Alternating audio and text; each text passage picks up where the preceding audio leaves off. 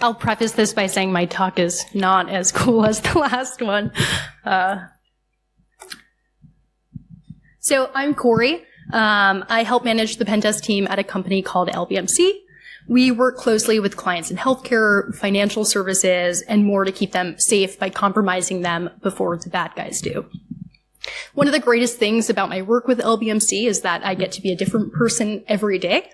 I've pretended to be a doctor, a lawyer, someone in HR, an auditor, which is a popular one, and pregnant. That's because one of our services is physical pen testing, or trying to gain physical access to a secure facility. In my opinion, physical security is a unique subset of security because everyone is vulnerable, anyone can be a risk, and everyone has a different threat model. And the main causes of concern for physical security differ depending on the client, right? For example, I mentioned that we work with hospitals and we work with banks. In the US, each of these industries is held to unique security requirements because of the data that they process. Protected health information, or PHI, and cardholder data like plain text credit card numbers. Banks or financial institutions have more obvious physical threats, right? They're worried about a complete unknown third party robbing them, implanting devices on their network, or getting access to their cardholder data. But when it comes to physical security, hospitals are more concerned with employees or someone that's known to a patient trying to gain physical access to a secure area. Managing physical security comes with the unique requirement of considering absolutely everyone in your threat model. This is just a picture of me. Someone sent me the CCTV of me breaking into their office. Luckily for me, it makes my job fun because it allows a lot of creativity and unique circumstances. Physical red teaming or pen testing as a whole is about exploiting human behavior, psychology, and biases, and escalating that into a network takeover.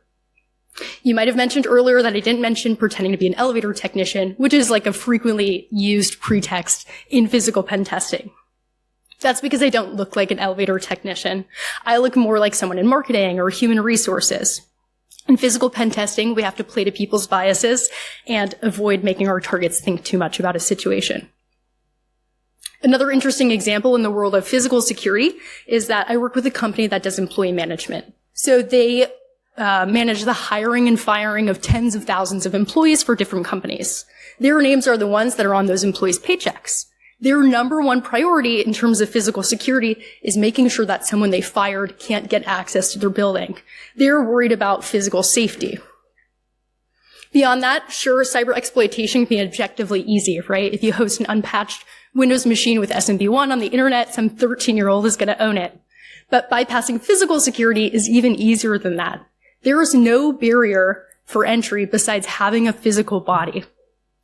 There's an entire community on Reddit called Act Like You Belong, where people around the world boast about bypassing physical security restrictions at different venues and exchanging tips and tricks. And some of them are really good. Here's a great example that I liked. This girl, she couldn't get tickets to an Olivia Rodrigo concert, so she found pictures from every stop of the tour and saw that the wristbands that they used for entry were one of 9 colors. So she went ahead and printed the badge in every color and brought it into the venue. When she saw what color they were handing out that night, she wore it and got in. What's that? Yeah.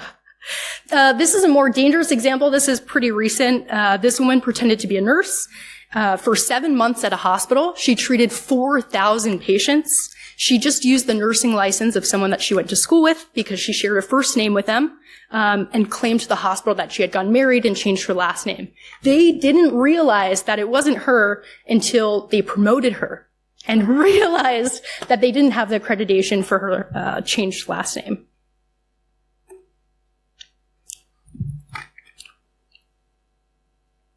Before I dive deeper into this, I want to pause and clear up a common misconception that I often see in this field. Too many people think that red teams or physical pen testers exist just to win and show how clever we are by breaking into a facility or a system. And that's not the point. The real purpose of a red team is to strengthen the blue team. A red team engagement isn't successful just because we broke in. It's successful only if the blue team learns from the scenario, improves their detection and response, and raises the overall security posture of their organization. At its core, red teaming should never be adversarial, right, within an organization. Our goal is to simulate real threats so that defenders can practice, adapt, and grow stronger. So when I run physical operations, my purpose is to prove an attack path without disrupting the business. I like to call this minimal viable disruption. And I've seen what happens when that gets crossed. A few years ago, we had a junior tester lock out every user account at a national hospital. Receptionists, nurses, general practitioners, surgeons. That wasn't testing, right? That was complete business disruption. We try not to do that. Another thing I find teams get wrong is thinking that human training is a catch-all solution. It really isn't enough. You should never put total responsibility on a human. They will always fail you. Technical controls have to be the last line. And there are so many easy wins that you can roll out with physical security starting tomorrow. Great example is moving a smoker's bench inside a secure perimeter, adding latch guards to stop credit card shimming, and of course, something that I see done wrong constantly. If you're familiar with an REX or a request to exit sensor, it's what lets people leave a secured area without having to badge out or press a button. It just senses someone walking up to an exit and opens the door. The problem is that when REXs are poorly implemented, they will open for any sign of movement. You can shove something through a door gap or legitimately, like I'm sure you've seen in movies, spray an aerosol can through them. The fixes are super simple here, though. You can add a weather strip or a kick plate so that free egress doesn't become free ingress. None of those changes are super expensive, but closes gaps that attackers like me actually use. So that's how I approach physical operations today. Controlled, safe, and focused on proving an attack path. But the reality is that our threat vectors aren't stagnant. Right? The techniques and tools that we face are changing constantly. I've been doing this for about 5 years now, and in that short period of time, everything has changed. First, we had COVID, and everyone had to scramble to find a way to get their employees to work remotely. Pre-COVID, I would probably see a full MFA implementation about 30% of the time. You could almost always find a bypass through like ROPC or EWS or something. And now I'd guess that we only find MFA bypasses 30% of the time. Then came Gen AI, right? It accelerated our ability to do reconnaissance and create pretext. We can clone someone's voice with just a minute of recorded audio. And I have this run up here. It's totally true. You can plan about 80% of a physical compromise from your desk. We can use social networking sites like LinkedIn to find employee names, pictures, their tenure, location, organization, structure, the tools that they work with, and more. You can find details on corporate wireless networks through sites like Wiggle, almost all exterior building information through satellite or street imagery like Google Maps, and building leasing services can give you information like facility information, trash vendors, ingress, egress controls, hotspots, and more. So in the next couple of slides, we're going to do a short exercise. I found this completely random office on Google Maps. We're going to review some posts that I found about it and see what we can figure out. I redacted this like right before I got here, so I hope that I redacted it well because I know it's being recorded. I was like, maybe I shouldn't have that. So this is a worldwide pizza brand. That's all I'll say. We've done a precursory search engine, right? Just for their query, just for their corporate headquarters. And we have the address. And here's the Google Street View image of their office. So what can we figure out from this? Well, first and foremost, we can look at the cars in the parking lot, right? Right up front near the main entrance is a custom marked security car. It has the pizza company name on it. And as you can see, this wasn't something that we could find by just Googling pizza company office security. We inferred it solely through the images of the facility. Now that we have the name of their security company, we can look more into it. Pizza Company Farm Security. We can see that they have a public webpage, and it details that there's physical security staff on site 24/7. So it's probably best if we don't try to break in after hours, right? Because we'll stand out from normal employee traffic. But this website gives us even more information. Here we can see that the pizza company themselves hosts several companies at their corporate headquarters. They have an on-site church, which I found interesting, food options that aren't pizza, dry cleaning, hairdressers, and more. So this actually gives us a plausible reason to be on site if we're caught. Sorry, it's my first time getting my haircut here. I'm so lost. Do you know where the salon is? But it gives us more information. They actually have this hosted on their public site, which is the process and paperwork to get a new employee badge.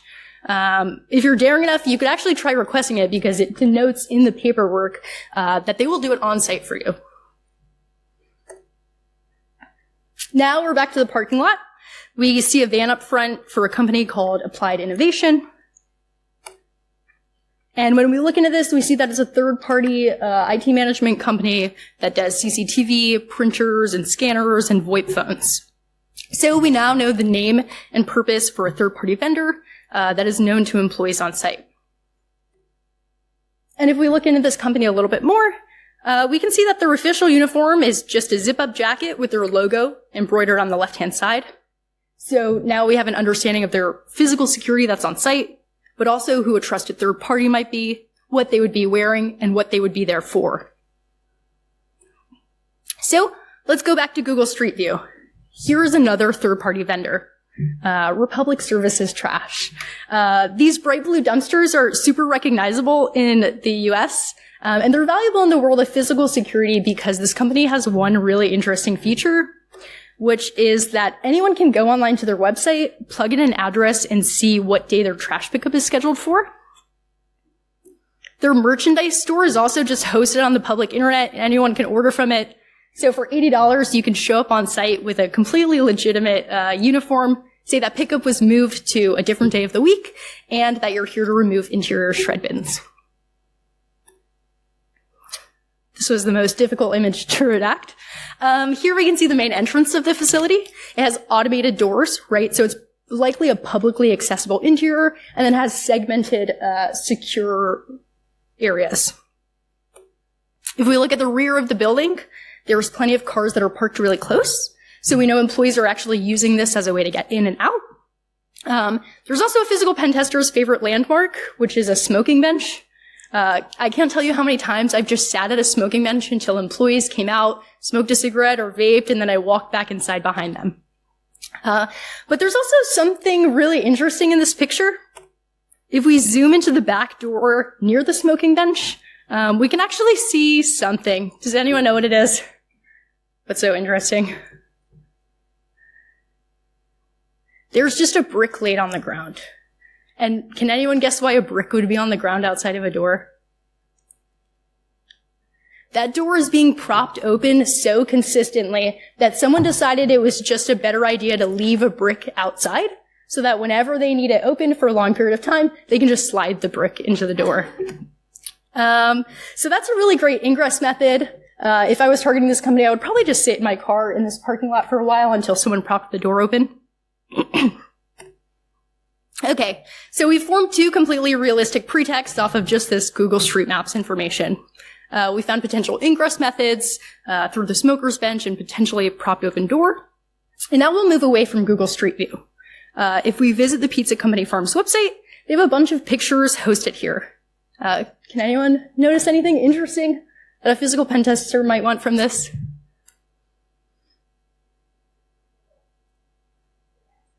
Yeah, exactly. Yeah, so we can see that they're using a 125 kilohertz prox point. And if you're familiar with that, it means that we can probably clone it with a Flipper Zero. There's also this weird scratching on the faceplate where the latch bolt goes. That's not super indicative of anything, but if I was on site, I would probably try shimmying that door because I don't think that it's installed correctly. In this image, we can see the interior of a reception area. Same office. So this is likely publicly accessible during the day, or it requires like a doorbell ring. But we can also see that there are communal bathrooms located outside of reception, which means that employees have to leave a secured area to go to the bathroom. Something that I love to do in cases like this is I'll just post up in a bathroom stall for a long period of time till I hear another woman coming in and then going out, and then I'll just follow her back to wherever we need to go. Earlier I mentioned Wiggle. If you're not familiar with Wiggle, it's a crowdsourced database of wireless networks across the world.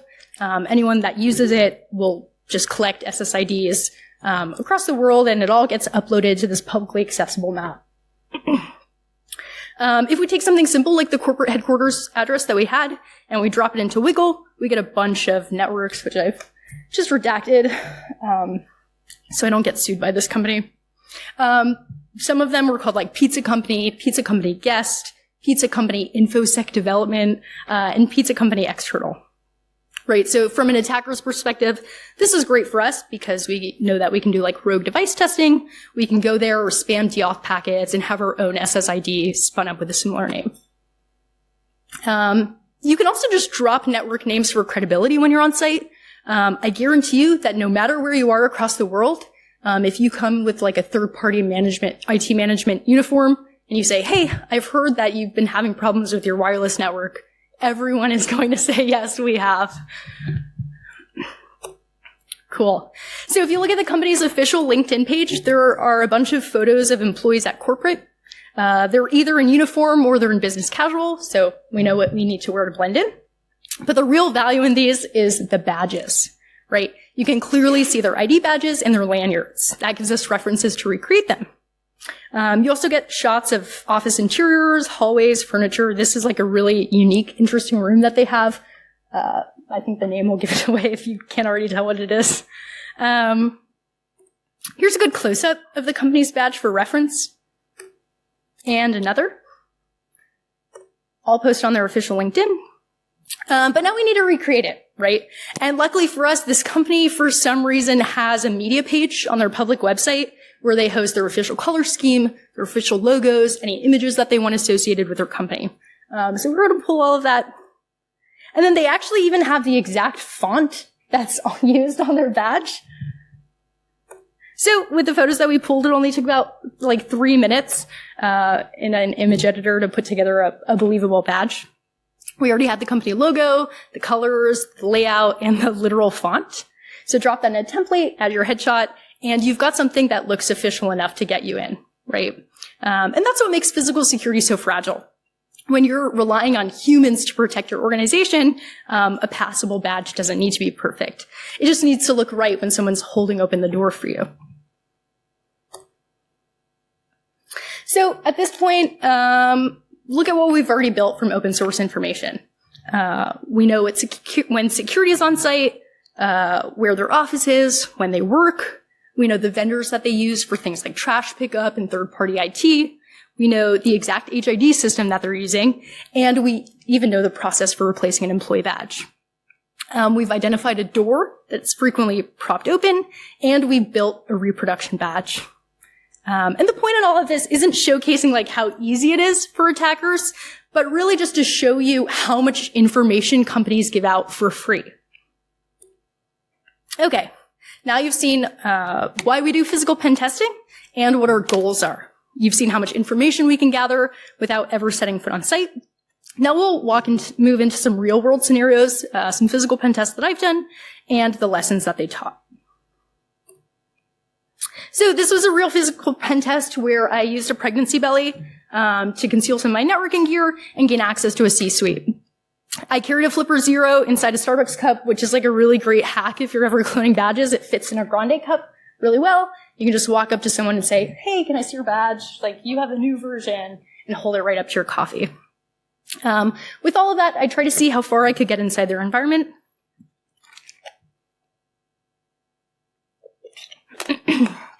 So I waited in my car until I saw a group of employees approaching. I timed getting out of my car so that I could walk in behind them. And as expected, of course, I'm super pregnant, quote unquote. They held the door open for me. From there, I was just inside the main office. Once inside, I found an area marked as hotel desks. Those are just desks for employees that don't have a permanent desk.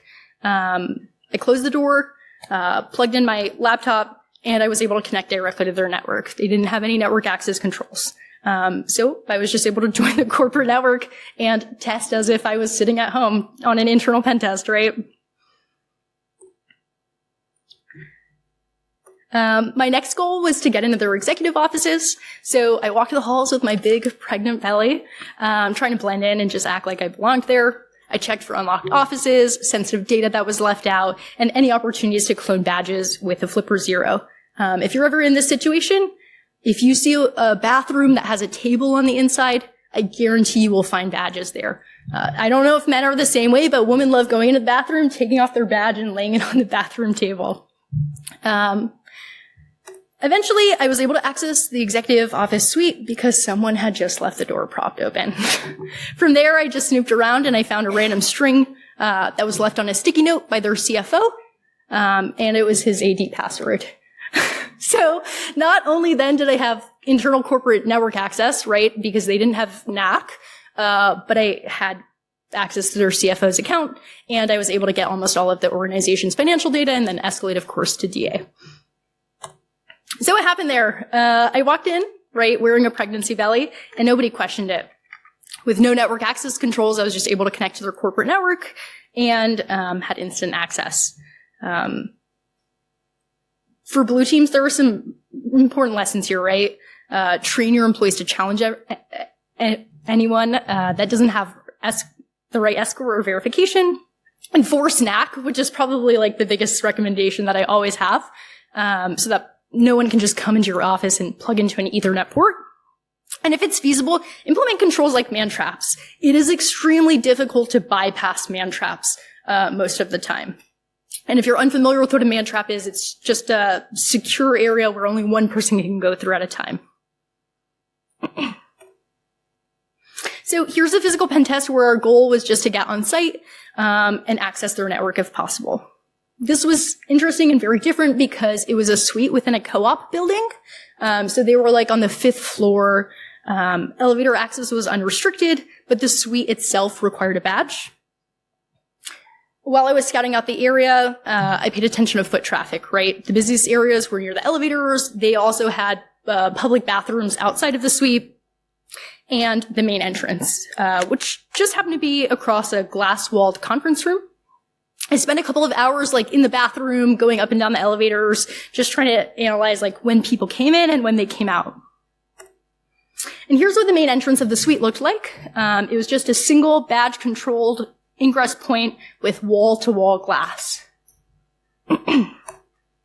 Luckily for me, while I was on site on the bottom floor doing my up and down elevator trips, I saw that they had on-site building management and janitorial services, and their uniforms were just a plain black shirt with white lettering on it. I was like, okay, I can make that. So I pulled the logo from the building management's website, and I made my own. Which, by the way, a Cricut machine or like a die cutter is probably like one of the biggest tools that I use in physical pen testing. Countless times I've just gone home after scouting out an area, and I've made like a custom Xfinity shirt or something similar. So this is an actual picture of it. Try to redact it as much as possible. In this scenario, I just spent $7 on a black t-shirt, $5 on a white hat, and made them at home in like 1 hour. So on day 2, I came in all dressed up. I carried a cleaning caddy that looked normal, right? It had a spray bottle. It had a high-end glass cleaner because I didn't think that like actual janitorial services would use Windex. And then I had a bunch of rags. And underneath the rags, I had a badge cloner, of course, and a handful of malicious USBs that they wanted dropped around the office. This is the actual cleaning caddy that I used. And when I went on site, I timed my entry for lunch when traffic was really heavy, and I just walked up there and I started spraying and cleaning those big glass doors for kind of a long period of time. They were very big, so I took my time, however I thought like someone official would clean. And then eventually, after I'd done it for a while, someone badged in. I stepped aside, let them in, and as they walked in, I just went to the interior and started cleaning the interior glass panels. Once I was inside, I made my way through different offices and the executive wing, cleaning just their glass doors and little messes that I saw as I went. Each individual office had these large glass doors, so it was a great pretext to get in and around them.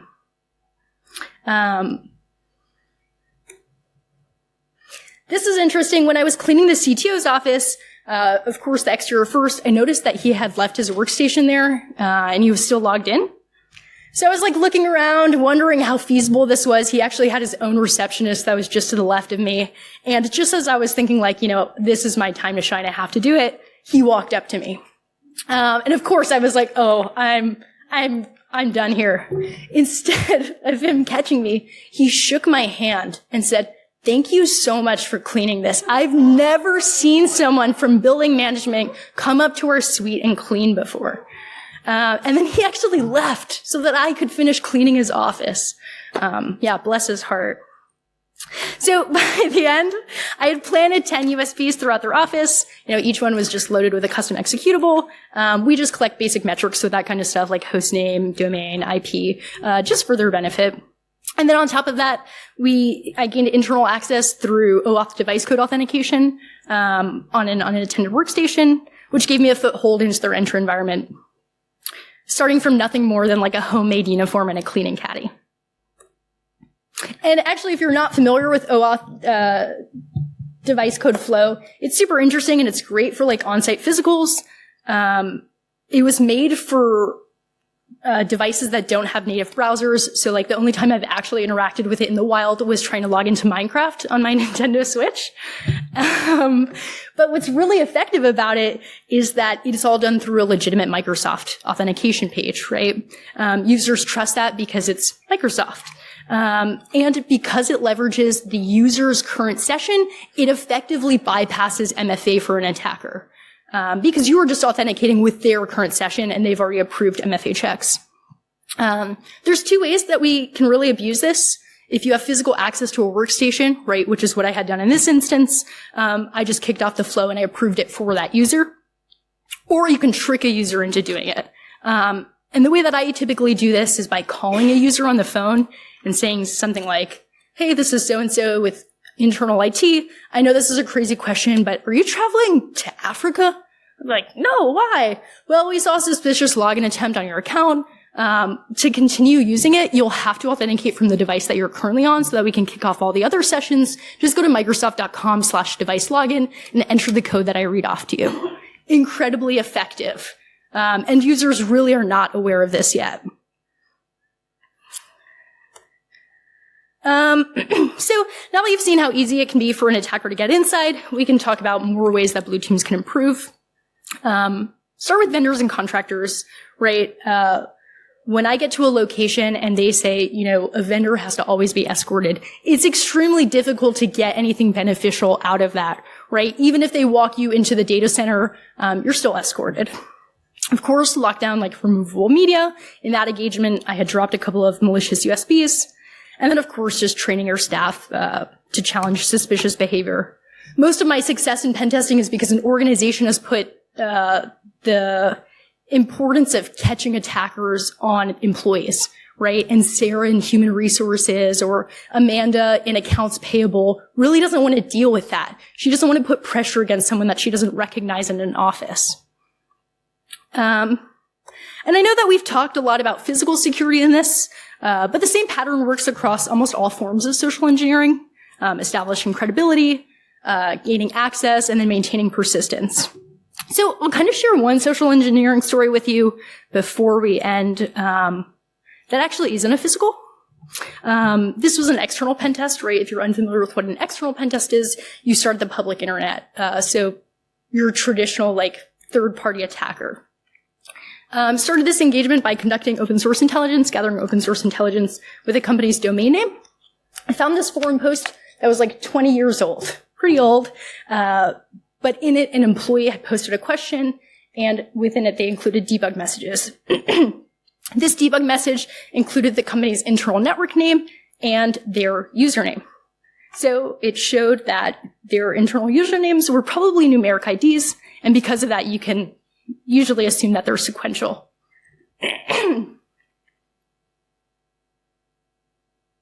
Identified an Outlook web app, a WA portal, I know, what is it, 2020, by just brute forcing subdomains, and it was hosted at mail.company.com. This company had actually migrated to Office 365 for all of their emails, but you could still authenticate through OWA. Unlike Office 365, you can actually authenticate with just an internal username. So I was able to password spray using those sequential IDs that I had assumed, and compromise several accounts. Of course, things like summer 2025 exclamation point. This still works all the time, unfortunately. So I was able to build a list of valid email addresses with OWA. And of course, we saw that internal usernames are sequential numerical IDs. So we could just, plus any of those. The password spray attack compromised multiple accounts that had used easily guessed passwords. A lot of those accounts were expired. The passwords were expired. So the account probably hadn't been used for some time and they just hadn't removed it from their environment. But we were able to change the expired passwords for these accounts. And then that synced to other external services, like Office 365 and KnowBe4. If you're unfamiliar with KnowBe4, it's just like an emulated phishing platform. I'm sure they do other things too. That's kind of like the biggest use case that we see in our clients.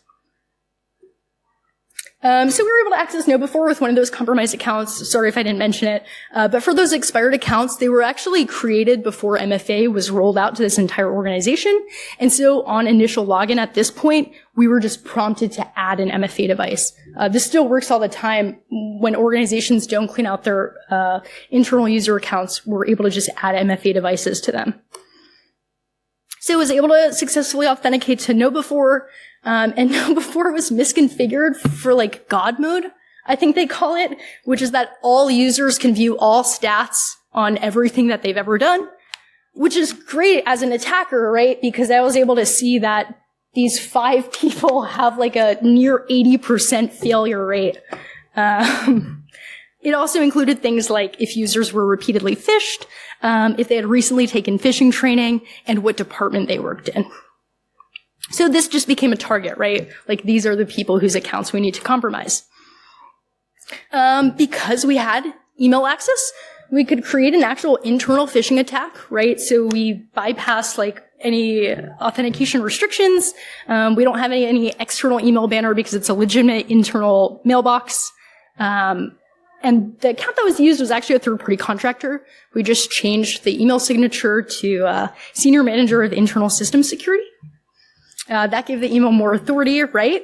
Users implicitly trust internal emails. And then created 2 campaigns. So the first campaign said that suspicious data was detected, but that we couldn't remotely access the user's computer. Just gave them some friendly instructions on how to re-enable remote access, when in reality this just created an SSH tunnel to their computer. This was basically like a pseudo VPN to their internal network, right? Sorry, there was a mess up. This is the actual campaign. I like sharing the story because I think it's so bizarre that anyone would fall for this. But it just says, I'm sorry for all the emails. Our training program returned some strange data. Can you open PowerShell and run these commands for me? And they did it, which blows my mind to this day. In the second campaign, targeted some high seniority employees that were, of course, vulnerable to phishing through that KnowBe4 portal. The email said that there was malware on their device, and it requested that they upload their antivirus logs. This makes me laugh every time. So actually instructed users on how to create a memory dump of LSAS through Task Manager. It worked. Yeah. So this is the actual email itself. When Task Manager pops up, please find local security authority process. You're going to pop up that tells you it's finished. Go ahead and upload it to this shared drive. And it worked. So there was just too many failures to count in this situation, honestly, right? Of course, like the easy technical ones like block, egress SSH. Don't let users have local admin. I can't believe we're still telling people that in 2025. Take down any archaic endpoints that you have or old user accounts. And ultimately, just don't let humans be your firewall, right? There should always be a technical implementation that prevents an end user from making a mistake.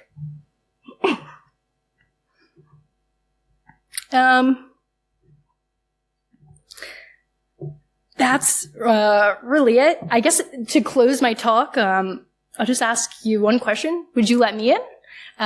We audit We audit code, we audit firewall configurations, security policies, and ultimately, like, physical security and social engineering deserves the same treatment.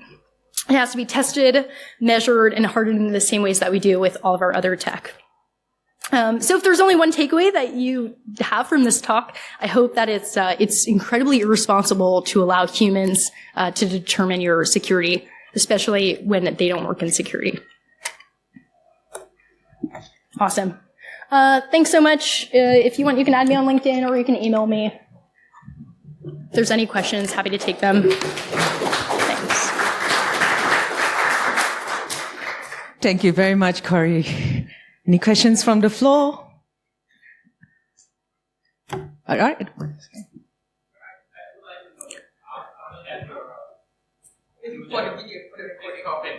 After that, then you give them support. What is they fix the physical hole, or they fix the. Sorry. I would like to know when you finish the physical pen test, and after that you give the report to them. And how many clients that fix the vulnerability on the physical, and or they fix on the IT system? Like how many? Fix it or? It's fix. It means they correct the physical vulnerability, or they fix something on the system, like the blue team countermeasure that you give me. Yeah, I would say almost all of them do. So one interesting thing about like physical pen testing, at least in the US, I don't know how it's managed over here. But so we do both, right? We do our technical pen testing and we do physical pen testing. In the US, only technical pen testing is required for regulatory reasons, right? So there is no reason that anyone is doing a physical pen test unless they're actually interested in bettering their security. Or they just think it's really fun, right? But so almost all of the time people are actually implementing fixes. And most of the time they're super simple. Like I said, 9 out of 10 times when I'm getting into a location, it's because of like an REX sensor, right? Or a door is implemented incorrectly. And just like a $5 latch guard from Home Depot will fix that. Okay, thank you. That's cool. Any other questions from floor? The what? Great. No, not usually. But they like doing it. Usually people that do it like doing it. Yeah. Cori, so for the LSAS dump, like telling the people to do it by email, did they not have like a local solution to like? I think that clearly some of the end users like that were targeted didn't. I think there was only 2 end users that actually did it, but yes, no, they didn't. Thank you. I would imagine because I'm not someone that fails a know before emulated phishing campaign isn't bypassing like CrowdStrike, Falcon, right? One more? Yeah. Hi, Cori. What is your success rate of physical pen tests? It's pretty close to 100%. I know, that's awful. Every organization has a gap? What's that? Every organization has a gap, if 100%? Yeah, basically every organization has a gap. Truly, like, and I guess it depends on what you count as success, right? Because I have had situations where organizations were like, okay, vendors always have to be escorted on site, which is absolutely a win for your company. Like, that is the number one thing. You should never let anyone have, like, free roam access to your physical site. So I count that as a success in itself, right? But even in those scenarios, there was a really big bank that I worked with where that was their strict policy because it's a huge bank. And it was their data center. And so they let me, walk around and take pictures. And I was like, I need to get into the final data center. And they said, no one's allowed in there. And I was like, well, I was pretending to be an auditor, which is like one of the best pretexts as a physical pen tester. And I was like, the audit cannot be finished until I get into the data center. And so they eventually let me in, which was like a partial win, partial fail, right? Nice. Any other questions? Right.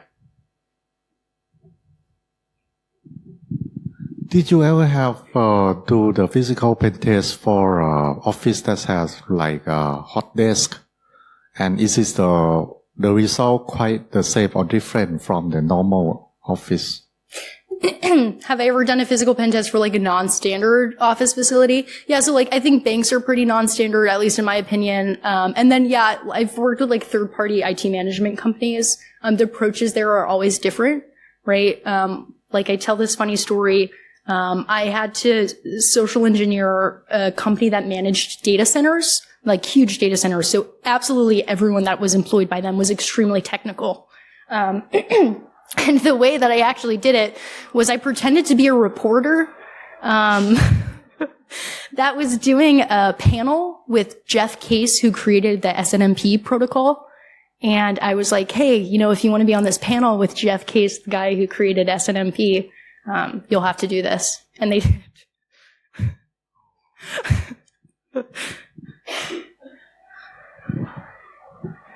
Any other questions? No? Right, join me for another round of applause for Cori. Thank you very much for an engaging talk.